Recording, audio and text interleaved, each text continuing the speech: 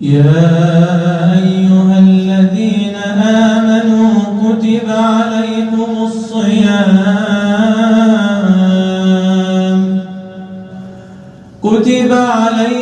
الصيام كما كتب على الذين من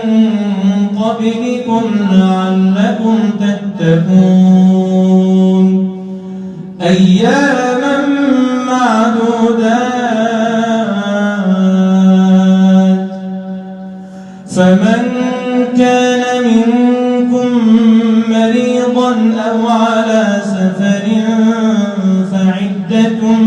من أيام أخر وعلى الذين يطيقونه فدية